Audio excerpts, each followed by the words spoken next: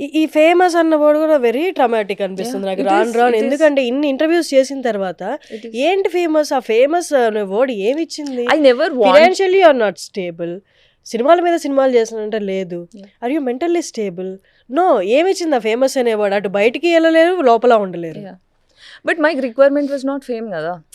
Famous అనేది వేరేళ్ళకి ఒకలా కనిపిస్తుంది, ఫేమ్లో ఉండే మనుషులు గో త్రూ అనేది చాలా డిఫరెంట్ ఉంటుంది.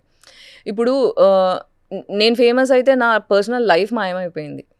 ఓకే, నేను ఇప్పుడు బయట తిరగాలన్నా పీస్ఫుల్గా ఉండదు. ఇప్పుడు పీపుల్ ఎక్స్పెక్టేషన్స్ ఏంటంటే ఒక యాక్ట్రెస్ అంటే ఓ వీళ్ళు చాలా రిచ్, ఓ వీళ్ళు చాలా ఆర్భాటం ఉంటుంది, బాడీ గార్డ్స్తో వస్తారు, ఇలా ఇలా ఎక్స్పెక్టేషన్స్ ఉంటాయి. నేనేదో రోడ్డు మీద బాక్సర్లు వేసుకొని తిరిగేస్తుంటా, ఇవేంది ఇలా తయారైంది, నువ్వు గాయత్రి గుప్తాయేనా, నువ్వు ఎందుకు ఇలా తయారా, ఇలా అడిగారు రోడ్డు మీద పట్టుకొని ఒకసారి నన్ను మా కుక్కని వాకింగ్ తీసుకెళ్తే. ఇలా తయారయ్యా అంటే నాకు హక్కు లేదా పిచ్చి పిచ్చిగా తయారవడానికి? అంటే ఎప్పుడు should I look very presentable? అయినా నేను మేకప్ వేసుకోను. First of all I'm not a person who does so much makeup and all.